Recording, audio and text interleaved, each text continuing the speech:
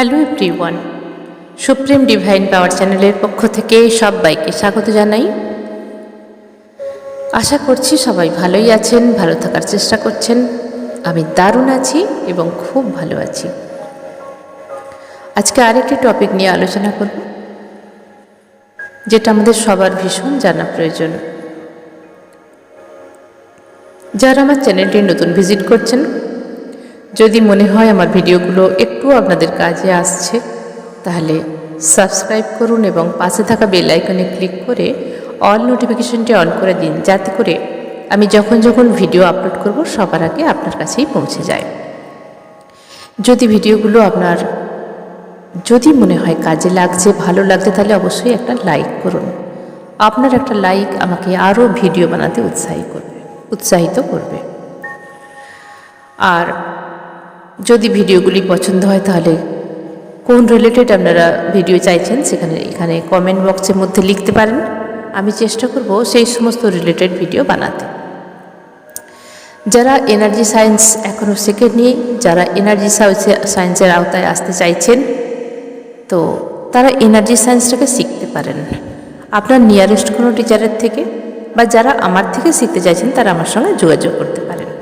আমার phone number 7439454279। তো চলুন আজকের ভিডিওর আলোচনা শুরু করি।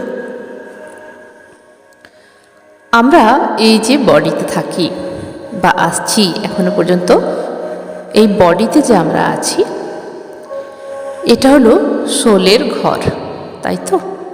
কারণ আমাদের একটা স্থূল শরীর, একটা স্পিরিচুয়াল বডি আছে, যেটা সূক্ষ্ম শরীর, এবং কারণ শরীর আমাদের আছে। তো সূক্ষ্ম শরীর একা থাকতে পারে না, তার জন্য চাই এই স্থূল বডি বা ফিজিক্যাল বডি, যেটা 5 এলিমেন্টস দিয়ে গঠিত। আবার ফিজিক্যাল বডি একা থাকতে পারে না, এর জন্য চাই স্পিরিচুয়াল বডি, যেটা হলো প্রাণবায়ু। তো এই যে আমাদের ফিজিক্যাল বডিটা 5 এলিমেন্টস দিয়ে গড়া, এটা হলো স্পিরিচুয়াল বডির ঘর বা আত্মার ঘর। তো এবার বলে রাখি, যদি আমরা যে ঘরে থাকি, আপনি আমি, আমাদের তো নির্দিষ্ট একটা ঘর আছে। তো সেই ঘরের মধ্যে আমরা যখন থাকব, সেই ঘরটা আমরা আমাদের যেমনই বাড়ি হোক, যেমনই ঘর হোক, আমরা তাকে পরিষ্কার পরিচ্ছন্ন করে রাখব, তাই না? যদি লেজিনেস থাকে, সেটা কদিন থাকবে? আমরা কখনো না কখনো একদিন করতে পারলাম না, দুদিন করতে পারলাম না, কিন্তু একদিন আমরা সুন্দরভাবে সেটাকে পরিষ্কার করব, বাড়ির চারিপাশটা পরিষ্কার করব, এবং যে রুমের মধ্যে থাকব সেই রুমটা সুন্দর করে, যার যেরকম সেটাকে ততটা সুন্দর করে আমরা রাখব। তাহলে সেই রুমের মধ্যে আমাদের থাকতে ভালো লাগবে, সেখানে আমাদের অনেকটা সময় কাটাতে ভালো লাগবে। আর যদি সেই রুমটার মধ্যে আমরা কোনো খারাপ জিনিস রেখে দিই, যেরকম এঁঠো থালা বাসন রেখে দিই, সেটা পচে গন্ধ ছাড়বে। তারপরে সেই বেড কভারটাকে কাচলাম না, বা ঝাড়ু লাগালাম না, পোছা লাগালাম না, জানলা দরজা খুললাম না সেই রকমভাবে, একটু হাওয়া বাতাস এলো না, তাহলে সেই রুমটা কী হবে? একটা বাজে পর্যায়ে চলে যাবে। তারপরে যে মাকড়সার যে ওয়েবগুলো হয়, সেগুলো হয়ে থাকবে। তো সেই রুমে নেগেটিভ এনার্জি বাসা বাঁধবে, এবং সেই রুমের মধ্যে আমরা যখন থাকবো, তখন আমাদের মন অটোমেটিক খারাপ লাগবে, নেগেটিভ এনার্জিতে ভরে থাকবে, লেজিনেস আসবে, কিছু ভালো লাগবে না, এরকম মনে হবে। সেই রুমের মধ্যে আমরা থাকতে পারবো না, এবং সেখানে যখনই আমরা থাকবো, সেখানে ওই সবসময় খারাপ কিছু মনে আসবে, কিছু করতে ইচ্ছাই করবে না, নিজের কেরিয়ারের জন্য ভাবতে ইচ্ছা করবে না, খালি পরে করব। তাহলে এই ঘরটার মধ্যে আমরা থাকার উপযুক্ত হচ্ছি না বলেই এরকম হচ্ছে। আমাদের অরা বুঝতে পারছে, সেটা অরাই এফেক্ট আসছে। ঠিক তেমনিভাবে আমরা যে জায়গায় থাকি, অফিসে থাকি আমরা অনেকক্ষণ, ওটাও আমাদের আর একটা বাড়ি। আমরা নিজেরা বাড়িতে থাকি, ফ্যামিলির সঙ্গে থাকি, ফ্রেন্ডসদের মধ্যে থাকি, নতুন কোনো রিলেশনশিপে থাকি, যেখানেই আমরা থাকি, সেখানে আমরা সহজভাবে অনেক সময় থাকতে পারি না। সহজভাবে মানে বোঝাচ্ছে, ধরুন আপনি একটা রিলেশনশিপের মধ্যে আছেন, বা কেউ হাজব্যান্ড অ্যান্ড ওয়াইফ বা ফ্যামিলি মেম্বারদের সঙ্গে আছেন। তো এক একটা মানুষকে সবসময় কম্প্রোমাইজ করতে হয়, সব কিছুর সঙ্গে কম্প্রোমাইজ। অফিসে কম্প্রোমাইজ, নতুন রিলেশনশিপে কম্প্রোমাইজ, ফ্যামিলিতে কম্প্রোমাইজ, বাচ্চাদের সঙ্গে কম্প্রোমাইজ, হাজব্যান্ডের সঙ্গে কম্প্রোমাইজ, ওয়াইফের সঙ্গে কম্প্রোমাইজ, সব কিছুর সঙ্গে শুধু কম্প্রোমাইজ করে যেতে হচ্ছে।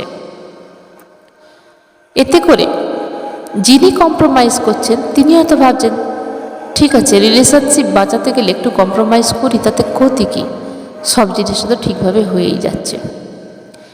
কিন্তু compromise and compromise, more than compromise করতে করতে করতে করতে করতে করতে একটা দিন এমন আসবে কম্প্রোমাইজ আর করতেই পারবে না। কারণ কত কম্প্রোমাইজ করবে, তারও তো একটা শেষ আছে। কম্প্রোমাইজ মানে কি হলো? জোর করে ইচ্ছেটাকে দাবিয়ে রাখা, কিছু বলতে না পারা, যা বলছে মেনে নিলাম। ধরে নিলাম দুজন লাইফ পার্টনার বা লাভ পার্টনার, এক পার্টনার আর এক পার্টনারকে বহুত বাজে বাজে কথা বলে, সবসময় সুযোগ পেলেই অনেক কথা শুনে দেয়, গালি দিয়ে দেয়। সামনের যে পার্সন সেকে খুব ভালোবাসে বলে কিছু বলতেই চায় না, যে যাকে রেগে গেছে এখন বলছে বলুক, ঠান্ডা হয়ে গেলে ঠিক হয়ে যাবে। কম্প্রোমাইজ করে নিল, বা জোর করে কোনো জিনিসকে বলে এটা তোমাকে করতেই হবে, নাহলে কিন্তু হবে না, এটা করো, এখানে চলো, এটা খাও, বা ওখানে চলো, আমার সঙ্গে যেতে হবে। ঠিক আছে, অশান্তি হবে, আমি যাচ্ছি, বা এটা করো, না হলে কিন্তু প্রবলেম হবে, এটা করে দিতে হবে তোমাকে। এই যে জোর, হয়তো উপায় নেই সামনের মানুষটার, কিন্তু তবুও করে নিতে হচ্ছে। কম্প্রোমাইজ, আজকে একটু অ্যাডজাস্ট করে নাও, কম্প্রোমাইজ। তো যেই মানুষগুলো কম্প্রোমাইজ করে সব সময়, একটা মানুষ আছে কম্প্রোমাইজ করেই না, আর একজন আছে কম্প্রোমাইজ করে। বেশিরভাগ ক্ষেত্রে কম্প্রোমাইজ কেন করে? রিলেশনশিপটা বাঁচাতে, যে ঠিক আছে চলো আমি যদি একটু মানিয়ে নিই তো ক্ষতি কী। কিন্তু আপনারা বুঝতে পারছেন না যে আপনি ওপর থেকে যে কম্প্রোমাইজটা করলেন, আপনার ভেতরে কি এফেক্ট পড়ছে, তার সোলের মধ্যে কি প্রবলেম আসছে, সোলের মধ্যে কি এফেক্ট আসছে, সোলের মধ্যে কি একটা ছাপ আসছে, ব্ল্যাক স্পট আসছে। কারণ কখনো ভেবে দেখছেন যারা কম্প্রোমাইজ করেন, মনে মনে কষ্ট হয় যে আর কত সইব এইভাবে, আর কত কম্প্রোমাইজ করবো, আমি আর পাচ্ছি না। তার মানে সোলের ব্যথা লাগছে, সোলের ব্যথা লাগছে। তো সোল সবসময় ফ্রিডম চায়, সোল কখনোই কম্প্রোমাইজ চায় না। সোল সবসময় ফ্রিডম হয়ে বেঁচে থাকতে ভালোবাসে। তো যখনই কম্প্রোমাইজ করবে তখন সোল সইতে না পেরে বডিতে রিয়াকশান দেবে, অনেক রকমের রিয়াকশান দেবে, বিভিন্ন রকম ফিজিক্যাল প্রবলেম আসবে, অনেক রকম প্রবলেম আসতে পারে। তখন আমরা ভাবি এটা কিভাবে এলো, আমি তো কারোর কোনো ক্ষতি করিনি, কিভাবে এলো।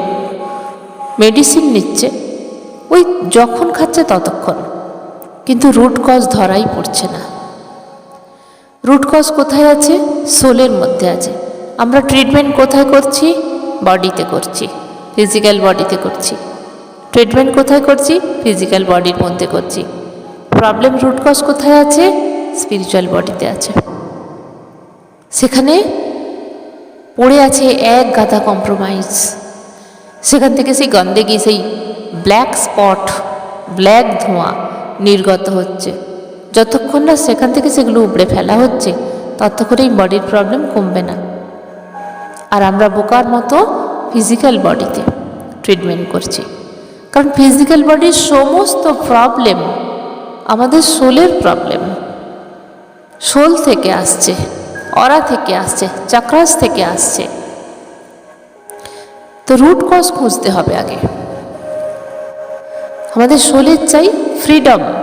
ঠিক যেরকম আমরা নিজের বাড়িতে, যেরকমই যার বাড়ি হোক, ছোট বাড়ি হোক বড় বাড়ি হোক, আমরা নিজের বাড়িতে ফ্রিডম হিসাবে থাকি, তাই না?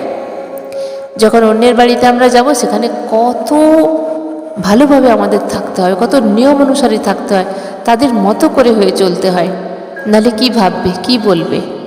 এরকমভাবে খেতে হয়, এরকমভাবে বসতে হয়, এরকম সময় শুতে হয়। কিন্তু না, নিজের যে বাড়ি এবং নিজের বেড, একটা আরামদায়ক জায়গা, যে এটা আমার বেড, এটা আমার রুম, এটা আমার কিচেন, এটা আমার খাবার টেবিল, আমি এটা খাবো, আমি এই সময় খাবো, আমি এখন খাবো না, আমি এখন ঘুমাবো, আমি এখন বসবো, আমি এখন এই কাজটা করব, আমি অনেকক্ষণ রাতে কাজ করব। কিন্তু সেটা অন্যের বাড়িতে হলে হয় না। হয় কি, অনেক রকম প্রবলেম হয়, কারণ সেখানে মানিয়ে নিতে হয়। যেখানে এসেছি, হয়তো অনেক সময় পড়াশোনার জন্য অনেক জায়গায় গিয়ে থাকতে হয়, চাকরি সূত্রে অনেক সময় থাকতে হয়, কোনো দরকারে কারোর বাড়িতে থাকতে হয়, তো সেখানে কম্প্রোমাইজ করে থাকতে হয়। সেই কম্প্রোমাইজ আমরা কতটা করতে পারবো? রোজ সম্ভব হয় না, অনেক প্রবলেম এসে যায় আমাদের। নিজের বাড়িতে আমরা ফ্রিডম হিসাবে থাকতে চাই।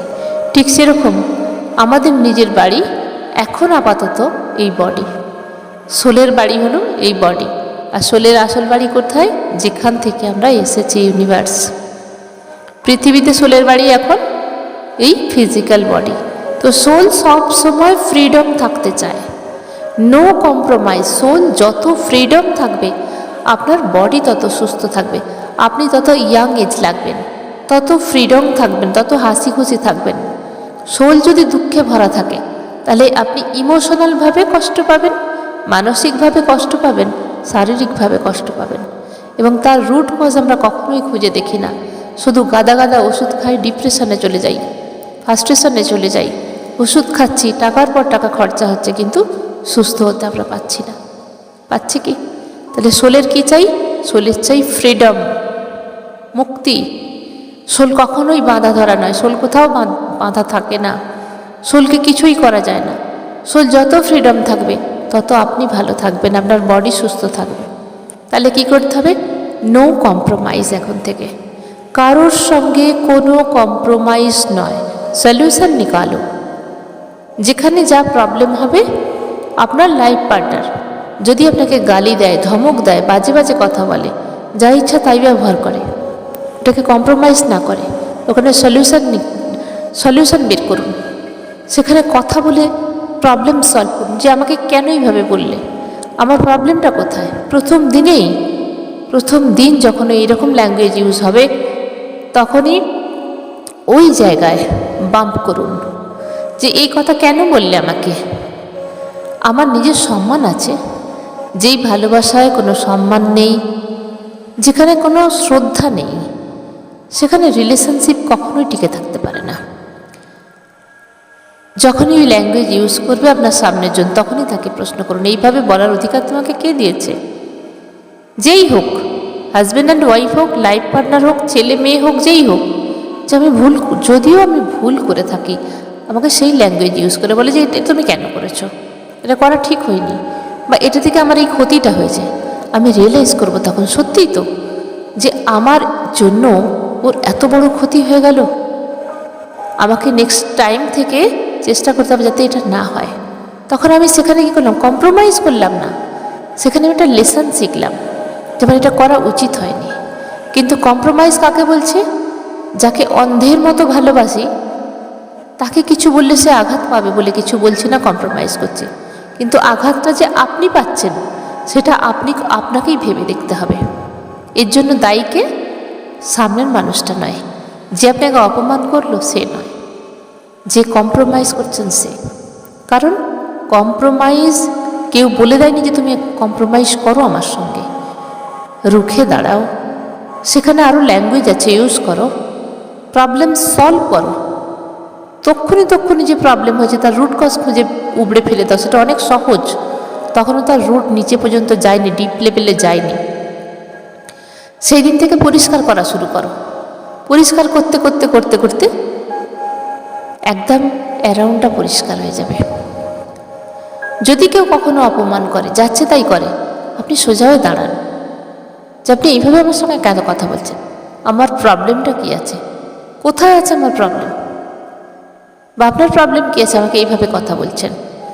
যদি কোনো ভুল করে থাকেন সেটা দেখুন, সেখান থেকে কিছু শেখার চেষ্টা করুন, সরি বলুন, বা যদি কিছু করে দিলে হয়, প্রবলেম সলভ করার হয়, তাহলে সেটা করে দিন। কিন্তু চুপচাপ থাকবেন না, যে কোনো সংসার হোক। আমি এখানে বলছি না ঝগড়া করুন তার সঙ্গে, কিন্তু কম্প্রোমাইজ বারবার নয়। সিচুয়েশান এক একটা সময় এমন এসে যায় সেখানে একবার কম্প্রোমাইজ করা যায়, বারবার নয়। কিন্তু প্রবলেমটা যখনই আসে অনেকবার কম্প্রোমাইজ, শুধু তার গুণটাই এসে যায় যে ঠিক আছে চলো আমি একটু মানিয়ে নিচ্ছি সব কিছুর ক্ষেত্রে। সবার জন্য শুধু আপনিই কেন একা মানাবেন, আর তো সবাই একটু একটু করে মানিয়ে নিতে পারে, তাহলে তো প্রবলেম হয় না। কিন্তু এখন থেকে নো কম্প্রোমাইজ, কারণ নিজেকে যদি ভালো রাখতে চান তাহলে নো কম্প্রোমাইজ। কারণ আপনার কাজে আপনি যে কম্প্রোমাইজ করে জানবেন তার কাজ নিখুঁত। যিনি কম্প্রোমাইজ করছেন সবার সঙ্গে তার কাজে কোনো ভুল থাকতেই পারে না, সে অনেক নিখুঁত করে কাজ করার চেষ্টা করে, খুব কম তার কাজে ভুল হয়। হয়তো খেয়াল করলো না ভুল হয়ে গেল, তা নাহলে সে কম্প্রোমাইজ করতে পারতো না। সে কম্প্রোমাইজটা কেন করেছে, যাতে অশান্তিটা আর না বাড়ে, প্রবলেমটা না আর বাড়ে, সেই জন্য সে কম্প্রোমাইজ করেছে। কারণ সে প্রবলেম চায় না, আর যারা প্রবলেম চায় না তারা সবসময় নিখুঁত কাজ করার চেষ্টা করে, তাদের দিক থেকে পুরোটা এফোর্ট দেয়। তাহলে কম্প্রোমাইজ শুধু আপনি কেন করবেন, আর সবাই করুক একটু একটু করে। কম্প্রোমাইজ আর নয়, অনেক হয়েছে। কারণ নিজেকে যদি ভালো রাখতে চান, সুস্থ রাখতে চান, ভালো থাকতে চান, তাহলে কম্প্রোমাইজ করা বন্ধ করুন, সেখান থেকে সলিউশন বের করুন। প্রবলেম কি আছে, কেন আমার সঙ্গে এই ব্যবহারটা করলে, কেন আজকে এই দিনটা দেখতে হলো, কেন আমাকে শুধু কম্প্রোমাইজ করতে হবে, সেই প্রবলেম সলভার হয়ে উঠুন।